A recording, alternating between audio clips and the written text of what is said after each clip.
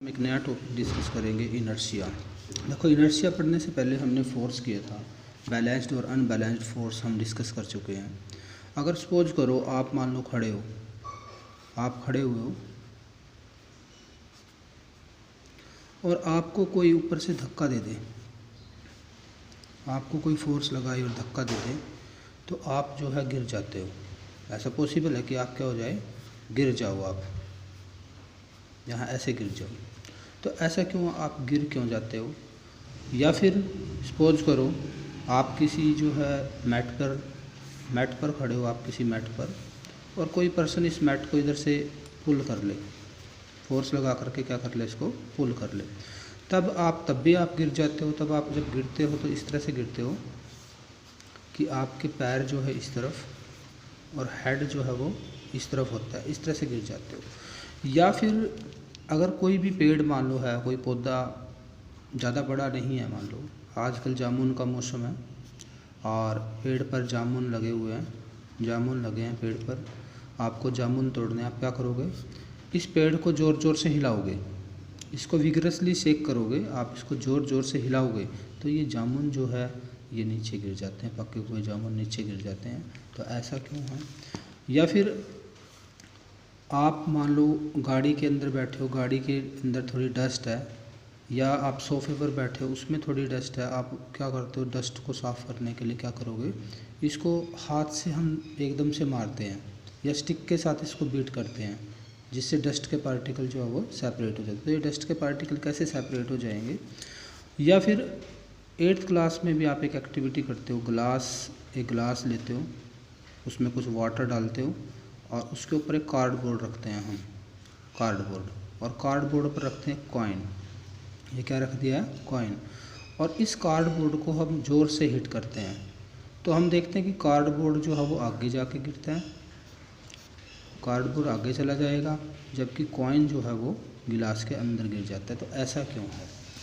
या फिर और भी कई एक्टिविटीज़ है, जैसे ग्लास विंडो है, सपोज करो ग्लास विंडो, या आपकी विंडो है घर की, और आप इस पर एक बुलेट फायर करते हो, गन से एक बुलेट फायर करते हो, बुलेट इसके ऊपर फायर करते हो, तो बुलेट ग्लास पे टकराएगी और इसमें से स्मॉल होल बना करके बाहर निकल जाती है।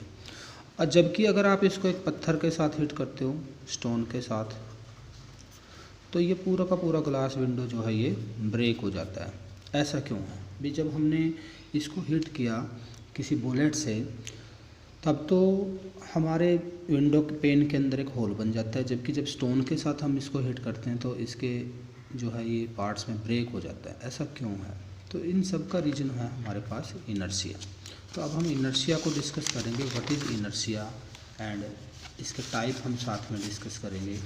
तो इनर्शिया जो कंसेप्ट था, इनर्शिया कंसेप्ट कहाँ से आया है, ये बड़ा इम्पोर्टेंट है ये जानना कि इनर्शिया जो कंसेप्ट है वो कहाँ से आया है। एरिस्टोटल एक साइंटिस्ट थे, एरिस्टोटल,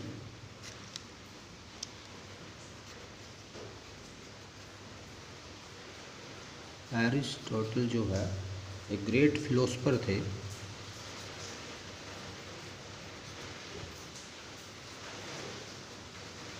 एक ग्रेट फिलोसफर थे।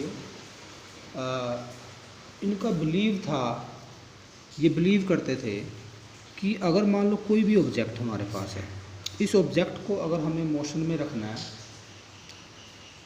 तो हमें इसके ऊपर कॉन्टीन्यूस पुश और पुल की ज़रूरत है। मीनिंग अगर इस ऑब्जेक्ट को हमें मोशन में रखना है तो यहाँ पे या तो इसके ऊपर फोर्स ऑफ पुल लगाना पड़ेगा या फोर्स ऑफ पुश जो है वो कॉन्टीन्यूसली लगाना पड़ेगा। पर एरिस्टोटल का ये जो कंसेप्ट था भी, किसी भी बॉडी में मोशन जो है मेंटेन रखने के लिए कॉन्टीन्यूस फोर्स की ज़रूरत होती है। तो ये कंसेप्ट जो था गैलीलियो ने इसको रिजेक्ट कर दिया था 17th सेंचुरी के अंदर। जो गैलीलियो था, गैलीली आपने नाम सुना ही होगा।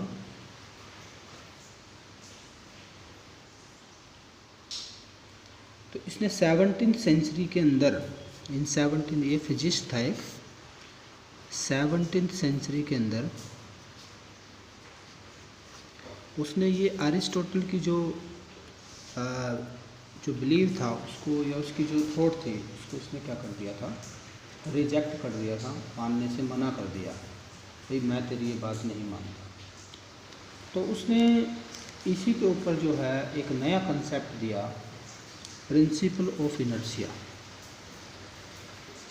प्रिंसिपल ऑफ इनर्शिया मीनिंग जो हमारा ये साइंटिस्ट था, फिजिस्ट था जो गैलीलियो, 17वीं सेंचुरी में इसने एक प्रिंसिपल दिया जिस प्रिंसिपल को बोलते हैं प्रिंसिपल ऑफ इनर्शिया। तो इस प्रिंसिपल के अकॉर्डिंग अगर किसी बॉडी पर जो रेस्ट पर है अगर कोई अनबैलेंस फोर्स ना लगे तो वो बॉडी कॉन्टिन्यूस रखेगी अपनी स्टेट ऑफ रेस्ट को।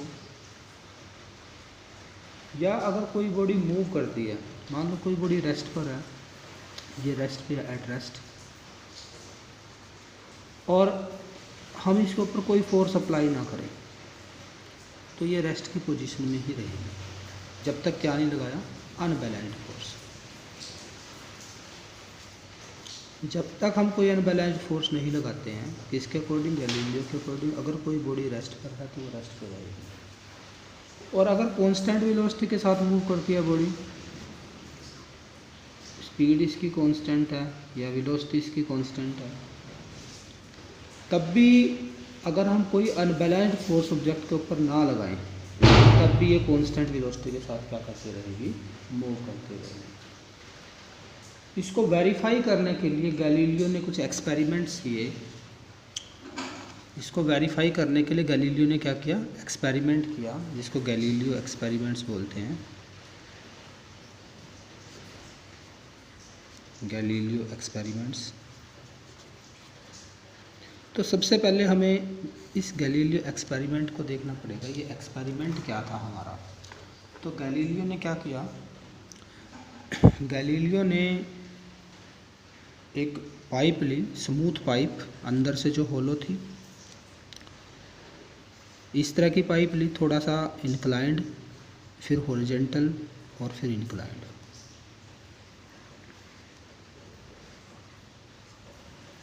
ये एक पाइप ली इस तरह से जो अंदर से होलो थी और स्मूथ थी। ये स्मूथ का मीनिंग क्या है यहाँ पे, फ्रिक्शनलेस, इसके अंदर कोई फ्रिक्शन नहीं था।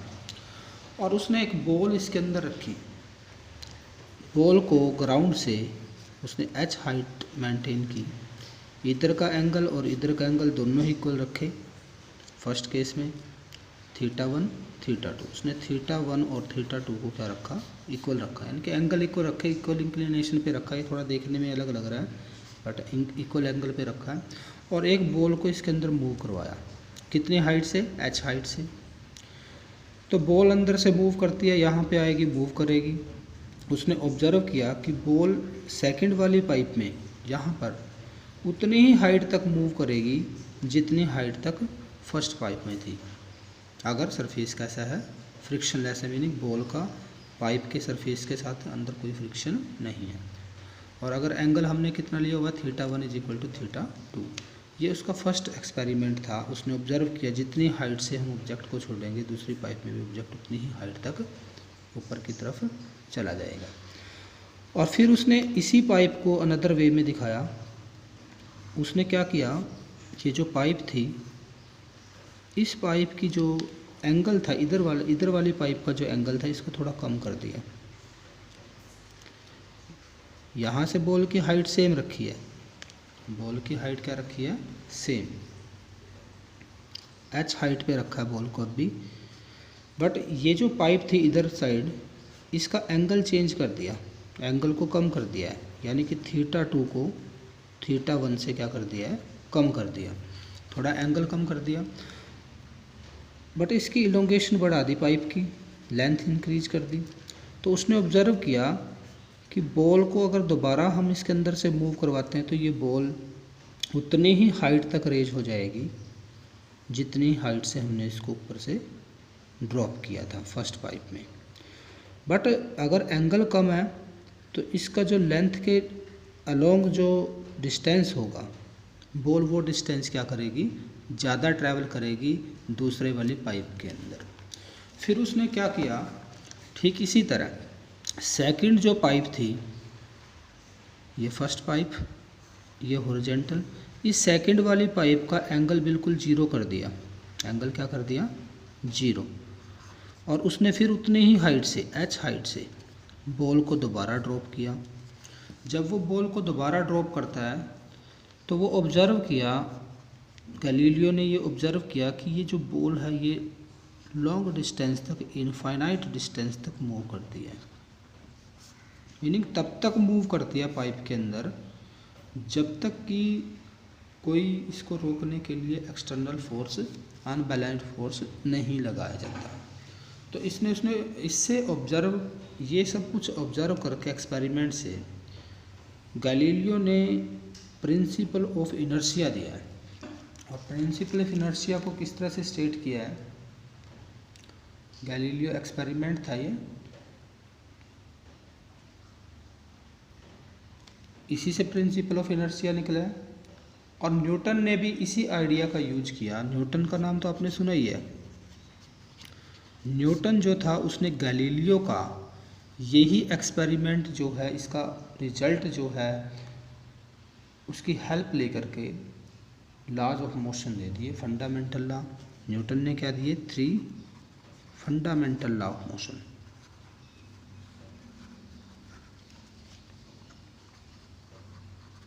लॉज ऑफ मोशन जो है वो दिए, किसने दिए, न्यूटन ने दिए। आपने पढ़ा है Newton first law, Newton second law, Newton third law, या आप पढ़ोगे इनको।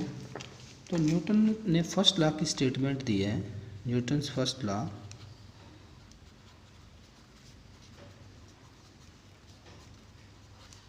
Of motion. इनर्शिया से उसने जो है, जो गैलीलियो का एक्सपेरिमेंट था वहाँ से ये आइडिया लिया है कि everybody continuous in state of rest,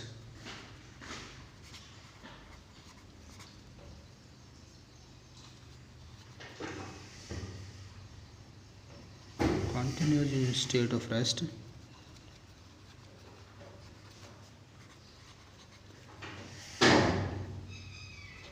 or uniform motion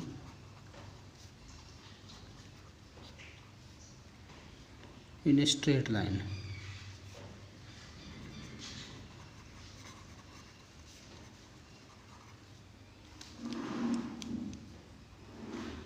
Unless compelled by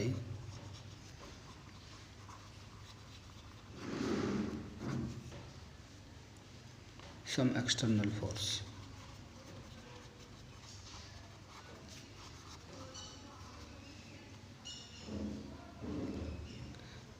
और फोर्स कैसा, अनबैलेंस्ड फोर्स।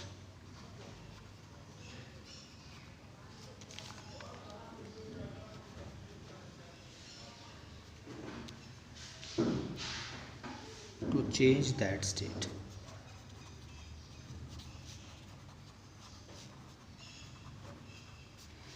मीनिंग, इसका अगर मीनिंग समझे हम भी, अगर कोई बॉडी रेस्ट पर है, रेस्ट पे है, तो वो रेस्ट पर रहेगी, अपनी स्टेट को कंटिन्यू करेगी। कब तक, जब तक उसके ऊपर क्या नहीं अप्लाई किया जाता, अनबैलेंस्ड फोर्स अप्लाई नहीं करते।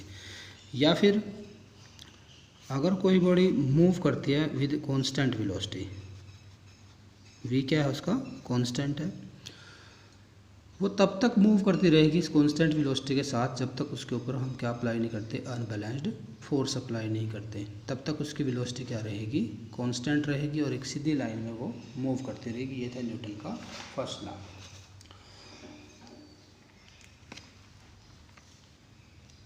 तो न्यूटन के फर्स्ट लॉ से ये क्लियर हो जाता है कि कोई भी body, every body is unable to change its state of rest or motion by itself. कोई भी बॉडी अपने आप अपनी रेस्ट की स्टेट को और मोशन की स्टेट को चेंज नहीं करेगी। तो यहीं से डेफिनेशन आई है इनर्शिया की। डेफिनेशन, इनर्शिया की अगर डेफिनेशन देखें हम, तो the tendency of a body, देखो कोई भी बॉडी अपने आप अपनी पोजीशन चेंज नहीं करेगी, अपने आप रेस्ट से मोशन में नहीं जाएगी, अपने आप मोशन से रेस्ट में नहीं आएगी, अपने आप उसकी स्पीड चेंज नहीं होगी, अपने आप उसकी डायरेक्शन चेंज नहीं होगी। तो इसका मीनिंग बॉडी के अंदर कोई ना कोई प्रॉपर्टी है जो उसकी पोजीशन को मेंटेन रखने में उसकी हेल्प करती है।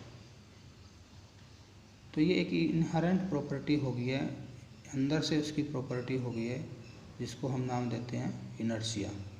तो इनर्शिया क्या हो गया? Tendency of a body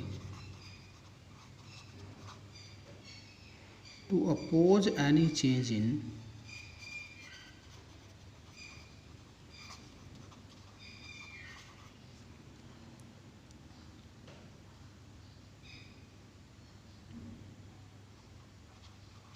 its state of rest or uniform motion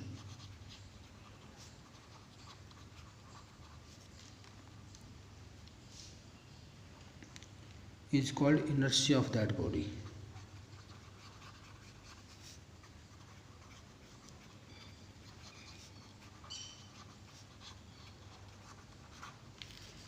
meaning क्या है? अगर मान लो कोई भी बॉडी रेस्ट पर है, ये रेस्ट पे है, इसकी वेलोसिटी 0 है, ये इसकी स्पीड 0 है रेस्ट पर, ये अपने आप अपनी पोजीशन चेंज नहीं करती है। और अगर हम कोई फोर्स भी लगाएंगे इसकी पोजीशन को चेंज करने के लिए, फोर्स, तो ये बॉडी इस फोर्स को क्या करेगी?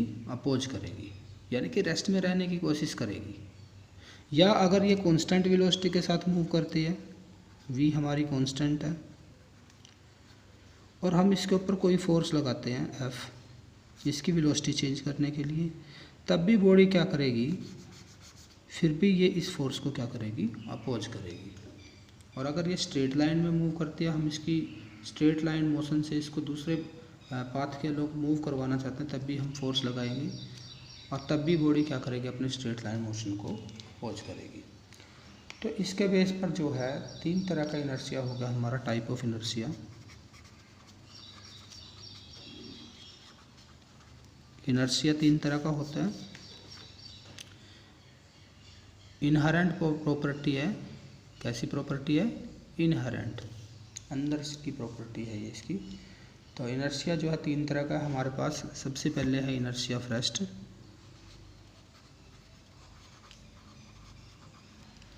दूसरे टाइप का इनर्शिया होता है इनर्शिया ऑफ मोशन,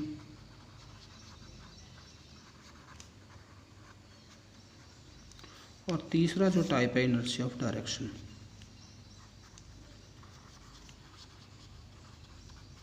तीन तरह का इनर्शिया हमारे पास हो गया। Basically what is inertia? Inertia जो होता है इज मेजर ऑफ मास। ये मास की मेजरमेंट होती है। इसकी जो यूनिट आएगी, यूनिट ऑफ इनर्शिया, इनर्शिया की जो यूनिट है, जो यूनिट मास की है यानी कि किलोग्राम, ये इनर्शिया की यूनिट होती है। मास जितना ज़्यादा होगा इनर्शिया उतना ज़्यादा होगा, और मास जितना कम होगा इनर्शिया उतना कम होगा।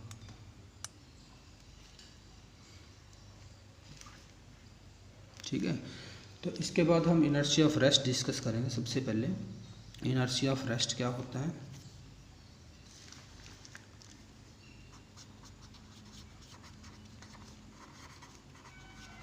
एक कार लेते हैं हम और एक बस लेते हैं, किसका इनर्शिया ज़्यादा होगा? इनर्शिया किसका ज़्यादा होगा? बस का इनर्शिया ज़्यादा होगा कार से, क्योंकि बस का मास क्या होता है? ज़्यादा होता है। और वैसे भी देखा जाए, एक बस खड़ी है, एक कार खड़ी है, किसको मूव कराना ईजी है? कार को धक्का लगा करके किसको मूव करवा सकते हो? इसलिए आप कार को करवा सकते हो। बस के लिए डिफ़िकल्ट होगा, ज़्यादा फोर्स लगाना पड़ेगा, इसलिए जिस पर ज़्यादा फोर्स लगाना पड़ेगा वो ज़्यादा अपोज कर रही है। इसका मीनिंग बस का इनर्शिया जो होगा वो ज़्यादा होगा। तो इनर्शिया ऑफ रेस्ट सबसे पहले आता है हमारे पास। तो यहीं से डेफिनेशन निकालते हैं, इसी डेफिनेशन में से, tendency of a body to oppose any change in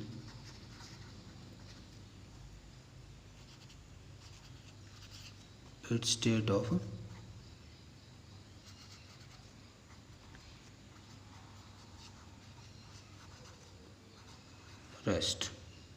meaning अगर कोई बॉडी रेस्ट पर है और हम उसकी स्टेट को चेंज करना चाह रहे हैं फोर्स लगा करके, तो बॉडी उस फोर्स को क्या करेगी, अपोज करेगी, वो रेस्ट पर रहने की कोशिश करेगी। इस प्रॉपर्टी को बोलते हैं हम क्या, इनर्शिया ऑफ रेस्ट बोलते हैं इसको। तो इनर्शिया ऑफ रेस्ट के लिए हमारे पास कुछ एग्जांपल्स यहाँ पर है। जो डेली लाइफ में आप एग्जांपल देखते हो वो कुछ एग्जांपल हमारे पास है, एग्जांपल्स ऑफ इनर्शिया।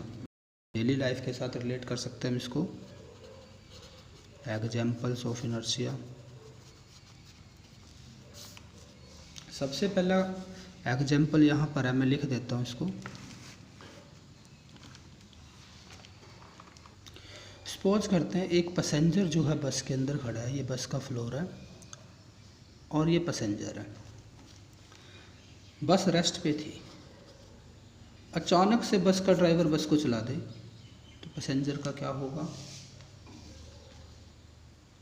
तो यहाँ पे केस गिवन है, when a bus suddenly start moving forward the passenger in the bus falls backward. Passenger backward गिरता है। देखो जब बस आगे की तरफ चलेगी अचानक से, जब तक पैसेंजर और बस रेस्ट पर थी, पैसेंजर के जो फिट है वो बस के फ्लोर के ऊपर अटैच हैं, यानी कि पैसेंजर भी रेस्ट में है। लेकिन जैसे ही बस स्टार्ट करेगी, बस के फ्लोर के साथ उसका लोअर जो पोर्शन है वो किस में आ जाएगा, मोशन में आ जाएगा। जबकि अपर पोर्शन जो है पर्सन का, पैसेंजर का अपर जो पोर्शन है वो due to inertia of rest किस में रहने की कोशिश करेगा, रेस्ट पे। तो ऊपर वाला पार्ट तो यहीं रह गया, नीचे वाला पार्ट आगे निकल गया। ये देखो ऊपर वाला पार्ट यहीं रह गया और इसकी टांगे जो है आगे की तरफ चली गई।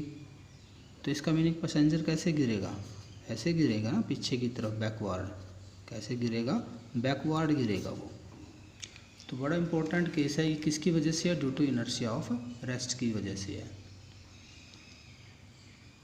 When bus is at rest, person is at rest, body of the person is at rest, but when the bus start moving suddenly in forward direction, lower part of the passenger come into motion with the floor, which is in contact with the floor, but upper portion remain in state of rest due to inertia of rest, hence the person falls backward. Second case हम करते हैं दूसरी जो, देखो next case है, the carpet is beaten with stick to remove dust particles. भी carpet में से डस्ट के पार्टिकल को अलग करने के लिए हम उसको एक स्टिक से पीटते हैं। क्यों पीटते हैं, अब देखो अगर मैं मान लो कोई भी सोफ़ा सेट लेता हूँ, मान लो कोई सोफ़ा सेट है और ये इसका कारपेट, या हम फैब्रिक स्पोज कर लेते हैं कारपेट की जगह, यहाँ पे डस्ट पार्टिकल लगे हैं। जब हम इसको स्टिक के साथ हिट करेंगे तो ये फाइबर जो है ये पीछे की तरफ बैठ जाएगी, ऐसे फाइबर पीछे मूव कर जाएगी, ठीक है। और जबकि dust due to inertia of rest, तो ये इनर्शिया ऑफ रेस्ट की वजह से हमारा जो कारपेट है वो तो मोशन में आ जाता है, फाइबर कारपेट का मोशन में आ जाता है, जबकि dust particle remain in the state of rest due to inertia of rest and they fall down, और वो नीचे गिर जाते हैं। ऐसे ही नेक्स्ट केस हमारे पास है। नेक्स्ट केस हम डिस्कस करते हैं। मैंने स्टार्टिंग में लिखा था एक विंडो लेते हैं हम, ग्लास विंडो कोई भी, ये कोई ग्लास विंडो है और ग्लास लगा हुआ है इसमें अंदर की तरफ, ग्लास विंडो। जब हम एक बुलेट फायर करते हैं, बुलेट जब इस पे फायर करेंगे तो बुलेट स्मॉल होल बना करके निकल जाती है। क्यों निकल जाती है बुलेट स्मॉल होल बना के, क्योंकि बुलेट की स्पीड बहुत ज़्यादा है, और स्पीड ज़्यादा है और एरिया जो है टिप का एरिया वो स्मॉल रखा जाता है, स्ट्रीमलाइन शेप बनाई जाती है इसकी फ्लूइड प्रेशर को कम करने के लिए। तो जैसे ही ये ग्लास विंडो पे टकराएगी तो इसका जो टाइम ऑफ कॉन्टैक्ट है, ग्लास के साथ कॉन्टैक्ट करने का जो टाइम है, that time is very small due to its high speed. So only that portion which is in contact with the bullet come into motion, and remaining part of the window remain at rest due to inertia of rest। यानी कि सिर्फ वो part जहाँ पर bullet strike करेगी वो तो motion में आ जाएगा, और बाकी पार्ट जो है विंडो का वो due to inertia of rest किस में रहेगा, रेस्ट पर, और इसके अंदर बुलेट जो है एक होल बना के निकल जाती है। लेकिन अगर इसी विंडो को, सेम विंडो को हम एक पत्थर के साथ हिट करें, एक स्टोन से हिट करते हैं, तो ये पूरी की पूरी ग्लास विंडो पेन जो है वो ब्रेक हो जाता है। क्यों ब्रेक हो जाती है? क्योंकि जो स्टोन है सबसे पहले तो इसकी स्पीड कम है। अगर इसकी स्पीड कम है तो ये ज़्यादा टाइम लेगा कॉन्टैक्ट में। जब ये कॉन्टैक्ट में आएगा विंडो पेन के साथ तो इसका टाइम इंटरवल क्या होगा, ज़्यादा, तो ये पूरी की पूरी ग्लास विंडो को ही मोशन में ले आता है, जिसकी वजह से ग्लास विंडो जो है वो ब्रेक हो जाती है। नेक्स्ट केस हम डिस्कस कर सकते हैं, when a tree is vigorously shaken. देखो कोई भी ट्री लेते हैं हम, मान लो कोई ट्री हमारे पास है, जामुन का पेड़ है, जामुन लगे हुए हैं, ठीक है, और हम इसको ज़ोर से हिलाते हैं। जब ज़ोर से हिलाएंगे तो इसकी ब्रांचेज जो है, ये ब्रांचेज जो मैंने दिखाई हुई है, ये मोशन में आ जाएगी, या इसके ऊपर पत्ते भी लगे हुए हैं, ये भी जो ब्रांच है वो मोशन में आ जाएगी, जबकि फ्रूट, जामुन जो लगे हैं या लीव्स जो है due to inertia of rest वो रेस्ट में रहने की कोशिश करते हैं, और इससे क्या हो जाते हैं, अलग हो जाते हैं। आपने देखोगा ज़्यादातर कई बार ऐसा होता है, जब तूफ़ान आता है तो हमारे जो फ्रूट वाले पेड़ पौधे होते हैं या पेड़ होते हैं, उनसे फ्रूट नीचे गिर जाता है। क्यों गिर जाता है? क्योंकि जब तूफ़ान आता है, तेज़ हवाएं चलती है, तो इसकी ब्रांचेज जो है वो मोशन में आ जाती है, और जबकि फ्रूट जो है due to inertia of rest वो रेस्ट में रहने की कोशिश करता है, और वो उससे डिटैच हो जाता है और नीचे गिर जाता है। तो ये भी इनर्शिया ऑफ रेस्ट की वजह से है। और ऐसे ही एक और केस आप कर सकते हो, अगर हम कुछ कॉइन्स को रखते हैं पाइल अप करके ऐसे ऊपर नीचे, और सबसे नीचे वाले कॉइन को मान लो 1 2 3 4, 1 नंबर कॉइन को हम हिट करें किसी शार्प नाइफ के साथ, तो नीचे वाला कॉइन तो आगे चला जाएगा, और जबकि बाकी के कॉइन्स जो है 2 3 4 वो वहीं पे रह जाएंगे, पाइल अप ही रहेंगे।